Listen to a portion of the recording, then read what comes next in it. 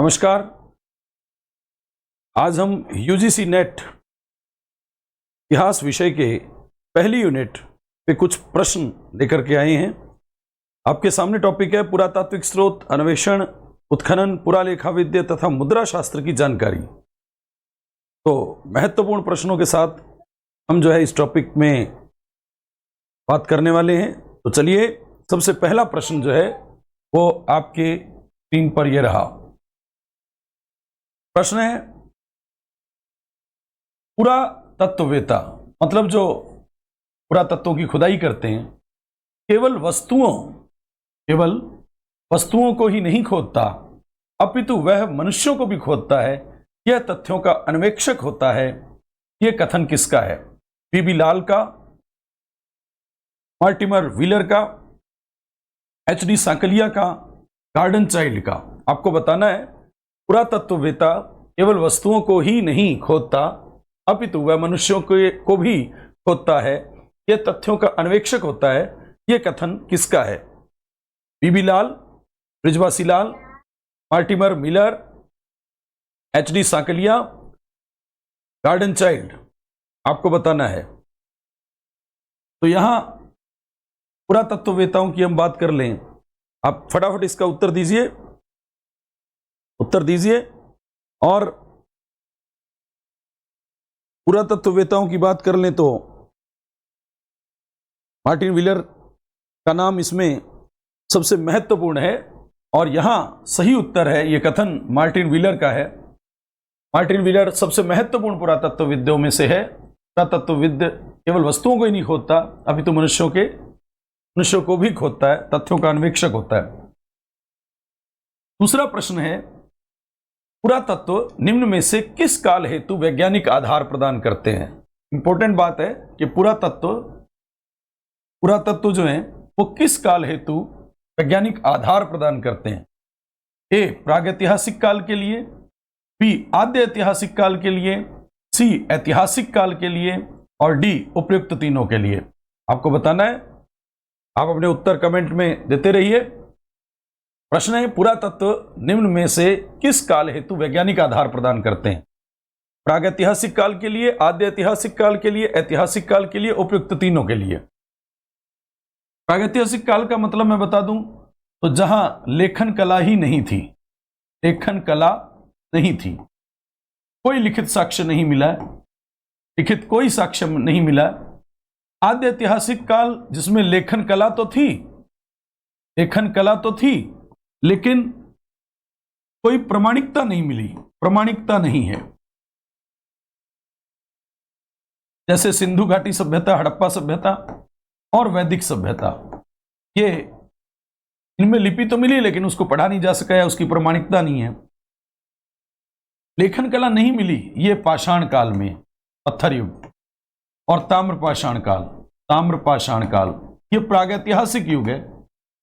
जबकि लेखन कला मिली है लेकिन प्रामाणिकता नहीं है सिंधु और वैदिक में, तो ऐसे काल को आद्य ऐतिहासिक काल कहते हैं। जिसमें लिखित साक्ष्य मिले और प्रमाण के साथ मिले, प्रमाणित भी है, वो ऐतिहासिक काल है। तो पुरातत्व यानी जो खुदाई में मिली चीजें होती हैं वो वैज्ञानिक आधार बनाती हैं। देखो, प्रागैतिहासिक काल और आद्य ऐतिहासिक काल जो है इनकी जानकारी के लिए पुरातत्व की जरूरत होती है, लेकिन प्रामाणिकता ही नहीं है। जहां तक पर तो लेखन कला ही नहीं थी और प्रामाणिकता ही नहीं है दूसरे में, तो फिर पुरातत्व जो है कोई उसमें विशेष योगदान नहीं देते। उसकी जानकारी के लिए आवश्यक जरूर होते हैं लेकिन प्रामाणिकता ही नहीं है।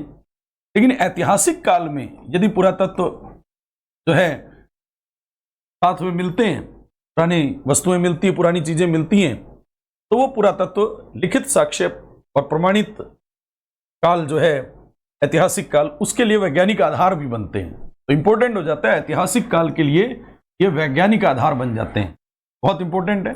दूसरे प्रश्न का उत्तर ऐतिहासिक काल हो गया। तीसरा प्रश्न जो है हम इसमें कमेंट और इन पे ध्यान देकर के पूरा लाइन टू लाइन प्रश्नों पे ध्यान देते हैं ताकि जो है सारी चीजें हम कर पाए और समय कम से कम लगे। उत्खनन की लंबवत विधि से जानकारी मिलती है। काल मापन की, संस्कृति मापन की, समग्र स्वरूप, ए और बी दोनों। आपको बताना है उत्खनन की लंबवत विधि। तो पहले आप इसका उत्तर दीजिए, इतने में मैं क्लियर करता हूं।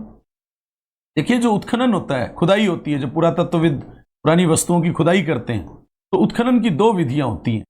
एक लंबवत विधि होती है, लंबवत विधि होती है, और दूसरी क्षैतिज विधि होती है, क्षैतिज विधि होती है। लंबवत विधि में जमीन में यूं खोदा जाता है, जबकि क्षैतिज विधि में इस तरह से यूं चारों तरफ खोदा जाता है। लंबवत विधि में नीचे की ओर खोदा जाता है। लंबवत विधि को ऊर्ध्वाधर विधि भी कहते हैं, ऊर्ध्वाधर विधि कहते हैं। और लंबवत विधि जो है, मान लो किसी सभ्यता की जानकारी है, उसमें कई स्तर हैं, कई स्तर हैं, कई समय की, जैसे मोहनजोदड़ो सभ्यता है 9 बार बसी, इसी प्रकार से कालीबंगा के 5 स्तर हैं। इन स्तरों की, लेयर की जानकारी लंबवत से ही मिलेगी। तो इसका मतलब इसको काल मापन विधि भी कहते हैं, समय का मापन, ये किस समय की, ये किस समय की, ये किस समय की, ये किस समय की, तो इसलिए काल मापन विधि भी कहते हैं। और इसमें मान लो ये हड़प्पा संस्कृति, उसके बाद वैदिक संस्कृति, उसके बाद मौर्य संस्कृति, मौर्योत्तर संस्कृति, गुप्त संस्कृति, तो संस्कृति मापन भी कहते हैं। इसका मतलब ए और बी दोनों है, दोनों।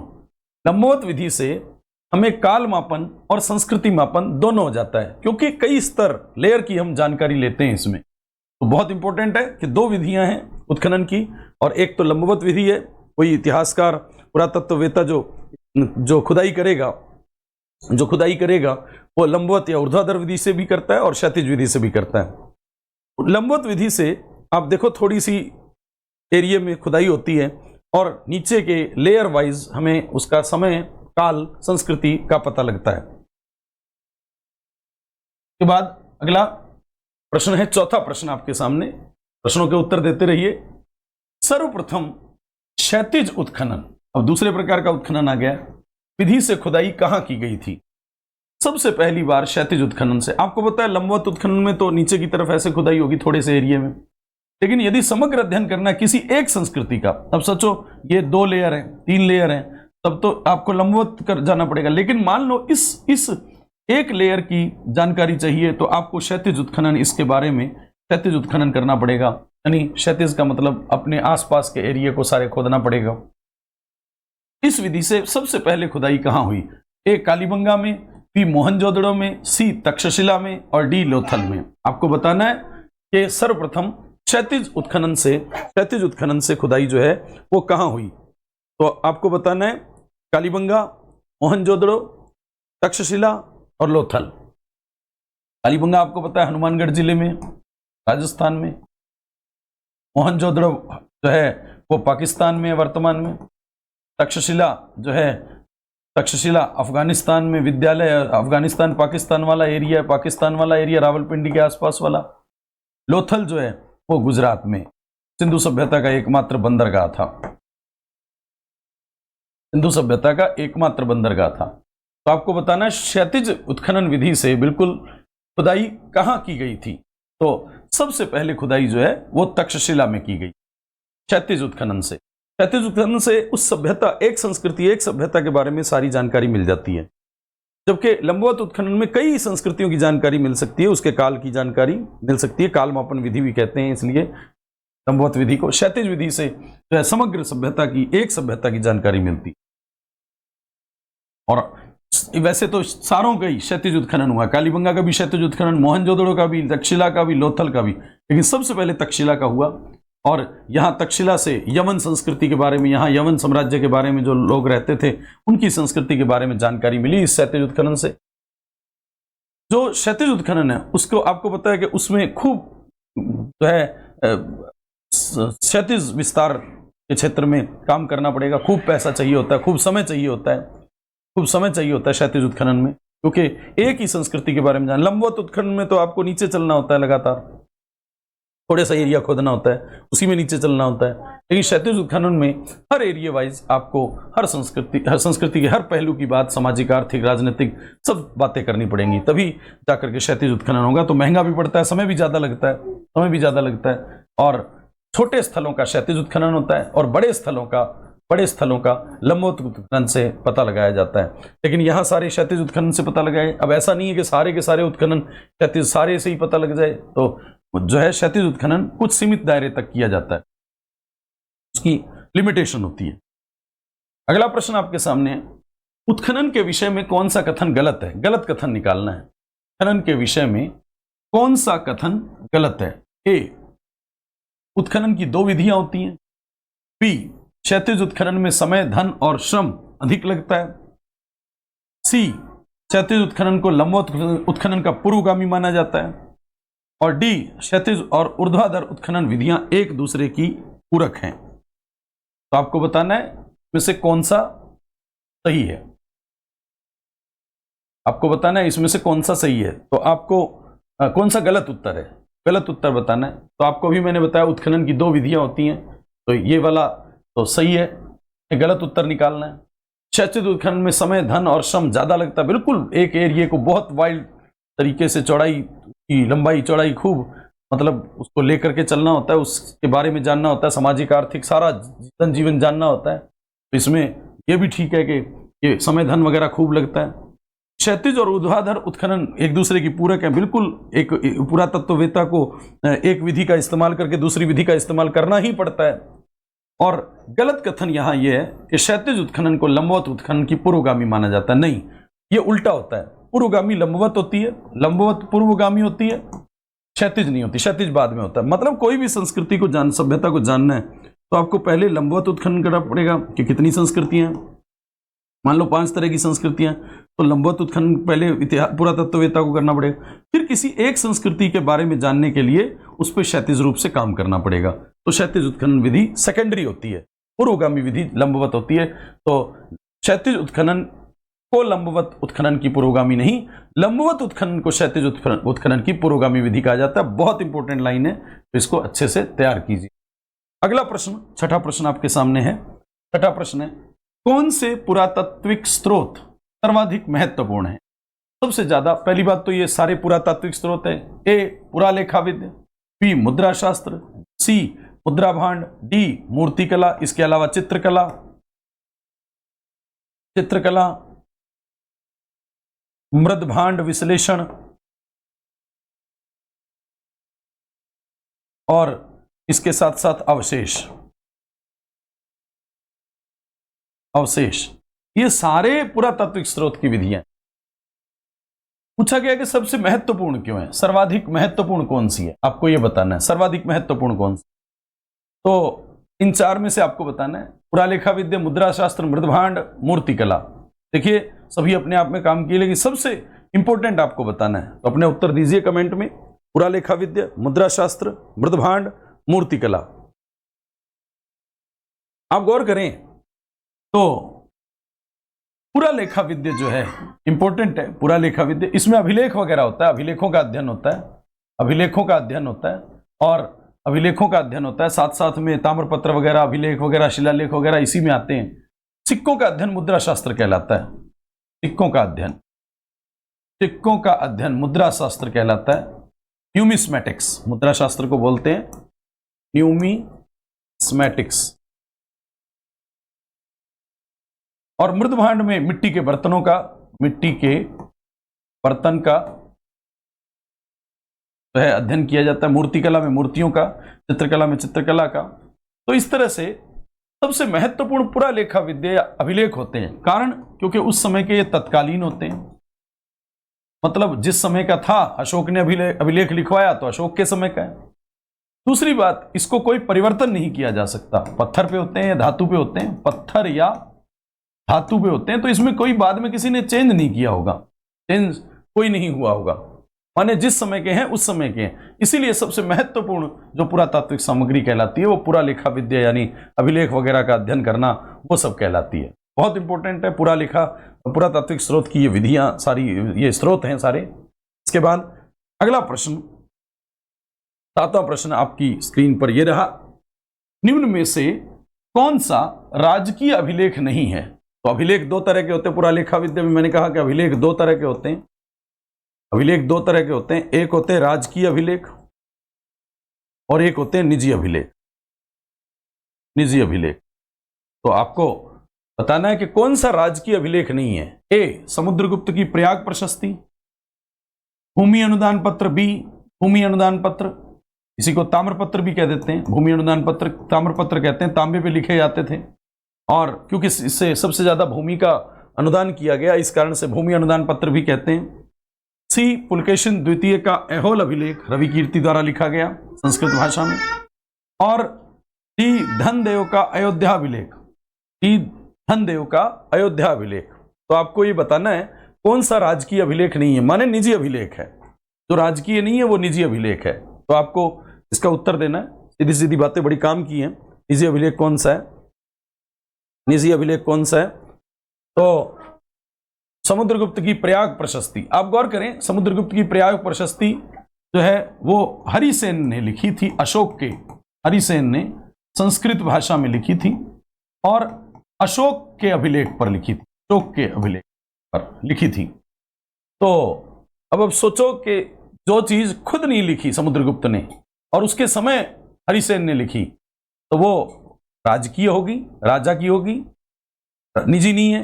देखो, निजी होती तो समुद्रगुप्त खुद लिखता, हरिसेन द्वारा लिखाई गई है, अशोक के अभिलेख पे लिखाई गई है समुद्रगुप्त द्वारा, तो ये राजकीय अभिलेख है। हमें निकालना है कि राजकीय अभिलेख कौन सा नहीं है।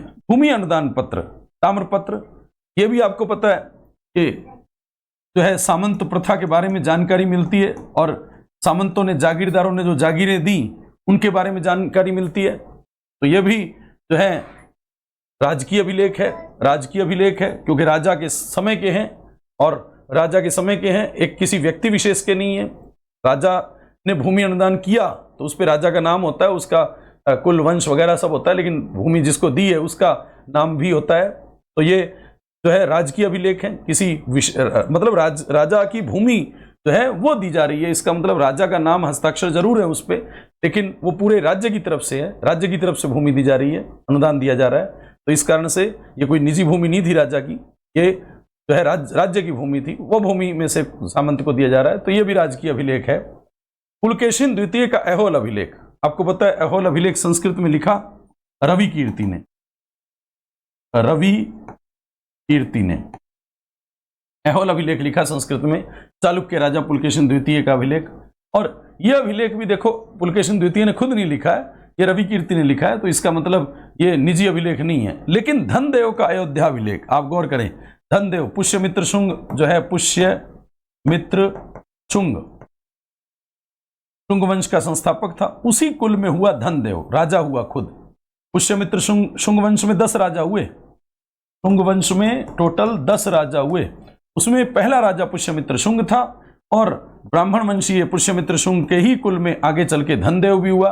उस धनदेव ने अयोध्या अभिलेख लिखा, अयोध्या अभिलेख लिखा, और उसमें यह बताया कि पुष्यमित्र ने 2 अश्वमेध यज्ञ किए, अश्वमेध यज्ञ किए। तो ये 2 अश्वमेध यज्ञ किए, ये जानकारी धनदेव दे रहा है, खुद राजा के कुल वाले ही दे रहे हैं राजा की जानकारी। तो इसका मतलब ये इनका निजी अभिलेख हो गया, निजी जानकारी मिल रही है। आप गौर करें, निजी अभिलेख हो गया, क्योंकि पुष्यमित्र शुंग की जानकारी उसी के कुल का, उसी का बेटा आगे मतलब कुल में दे रहा है। इसका मतलब अयोध्या अभिलेख जो है निजी जानकारी वाला अभिलेख हो गया। यदि कोई अन्य दरबारी कवि वगैरह लिखे तो इसका मतलब वो निजी अभिलेख नहीं है। तो राजकीय अभिलेख जो है वो, बाकी सब राजकीय अभिलेख हैं, ये 3 राजकीय अभिलेख हैं, राज्य से संबंधित हैं, जबकि ये जो है वो निजी अभिलेख है, क्योंकि धनदेव ने लिखवाया है। ये अयोध्या अभिलेख धनदेव का है, अयोध्या अभिलेख धनदेव ने लिखा है, खुद राजा के कुल के लोगों ने लिखा है, तो ये निजी अभिलेख है। अगला प्रश्न, 7वां प्रश्न के बाद 8वां प्रश्न आपके सामने ये रहा, निम्न में से किसका इतिहास सिक्कों के आधार पर ही लिखा गया? ए, कुषाणों का, बी, इंडो ग्रीक शासकों का, सी, हर्षवर्धन का, और डी, गुप्त वंश का। आपको बताना है कि निम्न में से किसका इतिहास सिक्कों के आधार पर ही लिखा गया। माने सारी जानकारी सिक्कों से ही मिलती है, सारी जानकारी सिक्कों से ही मिलती है, कोई अन्य अभिलेख या कोई साहित्य वगैरह नहीं मिलता उसका। तो आपको बताना है कि किसका जो है इतिहास सिक्कों के आधार है पे। तो सबसे पहले कुषाणों की बात करें, इंडो ग्रीक शासकों की बात करें, हर्षवर्धन और गुप्त वंश। आपको बता दूं, हर्षवर्धन और उसके बाद हर्षवर्धन जो है उसने सिक्के बहुत कम चलाए, ये बहुत कम मिलते हैं इसके। इसके अलावा चालुक्य प्रतिहार वगैरह इनके भी कम मिलते हैं। चालुक्यों के, प्रतिहारों के, राष्ट्रकूटों के, इनके सिक्के भी कम मिलते हैं। यानी सिक्कों के आधार पर हर्षवर्धन का या इनका चालुक्य प्रतिहार, राष्ट्रकूटों का इतिहास जानकारी नहीं मिलती। गुप्त वंश के राजाओं की जानकारी हम देखें तो अभिलेखों से मिलती है, ज्यादातर अभिलेखों से मिलती हैं। खूब अभिलेख हैं गुप्त काल के, कुमार गुप्त के ही 50 से ज्यादा अभिलेख हैं। तो अभिलेखों के माध्यम से किसी जानकारी सबसे ज्यादा मिलती है तो गुप्त वंश की जानकारी। कुषाणों की जानकारी भी जो है अभिलेखों के माध्यम से मिलती है। इंडो ग्रीक शासक ऐसे हैं जिनके सिक्के, इन्होंने ही सबसे पहले स्वर्ण सिक्के चलाए, स्वर्ण सिक्के, और इन्होंने ही सबसे पहले सिक्के बिना लेख वाले, लेख वाले सिक्के, लेख वाले सिक्के सबसे पहले इन्होंने चलाए। पे लिखित काम होता था। हिंद यवन राजाओं द्वारा इंडो ग्रीक सिक्के, आपको पता है ये 36 सिक्के जो हैं पैराट से मिले। इंडो ग्रीक सिक्के में से अकेले 28 सिक्के जो हैं वो 28 सिक्के इंडो ग्रीक मिले। टोटल 36 मिले, उसमें से 28 इंडो ग्रीक सिक्के मिले और उसमें से 16 मिनेंडर के मिले। मिनेंडर के सिक्के 16 मिले। तो मिनेंडर एक इंडो ग्रीक राजा था और इंडो ग्रीक राजाओं के सिक्के। इसके अलावा जितने भी जनपद हैं, जैसे जो मौर्योत्तर काल के जनपद हैं, मौर्योत्तर काल के जनपद जैसे शिवी जनपद, मत्स्य जनपद, शिवी जनपद, और शिवी जनपद के साथ साथ अर्जुनायन जनपद, योद्धेय जनपद, योद्धेय जनपद, मालव जनपद, इन जनपदों को जानकारी के लिए भी सिक्के मिलते हैं। सिक्के मिलते हैं, बहुत इंपॉर्टेंट हो गया। इंडो ग्रीक राजाओं का सारा इतिहास सिक्कों के आधार पर लिखा गया है और ये जो जनपद है मौर्योत्तरकालीन, उनका भी इतिहास इसी आधार पर लिखा गया है। अगला प्रश्न, 9वां प्रश्न है आपके सामने। 9वां प्रश्न आपके सामने, गौर करें।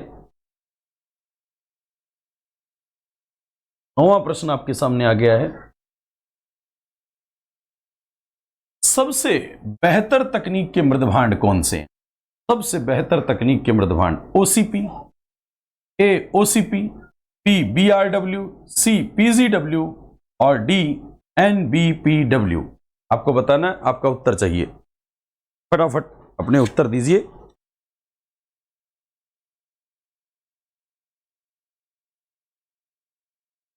अपने उत्तर दीजिए।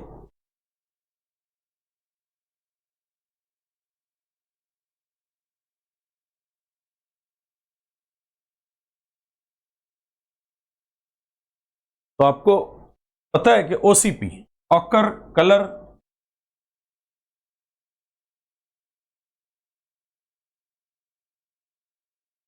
ये जो मृदभांड है वो ओसीपी है। पीआरडब्ल्यू ब्लैक रेड यानी काले लाल मृदभांड है। पीजीडब्ल्यू पेंटेड ग्रे वेयर यानी चित्रित धूसर मृदभांड है। एनबीपीडब्ल्यू नॉर्थ ब्लैक यानी उत्तरी काले चमकीले मृदभांड है। North black painted ware. तो इन सब ये लोहयुगीन सभ्यता में ये मिलते हैं। जहां लोहयुगीन सभ्यता होंगी वो ये मिलेंगे, यहां मिलेंगे। पीआरडब्ल्यू सबसे पहले यूज होने वाले मृदभांड थे। उसके बाद ओसीपी जो है, ओसीपी, ओसीपी से मतलब है आकर कलर। तो एक नंबर पे सबसे पुराने पीआरडब्ल्यू, फिर उसके बाद 2 नंबर पे ओसीपी, उससे बेहतर पीजीडब्ल्यू और उससे बेहतर एनपीबीडब्ल्यू, यानी सबसे उत्तम बेहतर तकनीक के मृदभांड होते हैं। और ये इनका नाम है उत्तरी नॉर्थ ब्लैक काले, पॉलिश यानी चमकीले, उत्तरी काले चमकीले मृदभांड। और ये महाजनपद काल की विशेषता है। महाजनपद काल, तो महाजनपद काल में कौन से मृदभांड हुए? तो ये एनबीपीडब्ल्यू, ये द्वितीय संस्कृति, द्वितीय नगरीकरण, द्वितीय नगरीकरण, महाजनपद काल को ही कहते हैं, दूसरी बार नगर देखे गए। द्वितीय नगरीकरण के मृदभांड हैं और ये दूसरी नगरीकरण क्रांति महाजनपद काल ज्यादातर गंगा घाटी में बने, तो इसलिए गंगा घाटी के मृदभांड है, गंगा घाटी के मृदभांड है। ये बहुत इंपॉर्टेंट है, सबसे उत्तम तकनीक के मृदभांड है।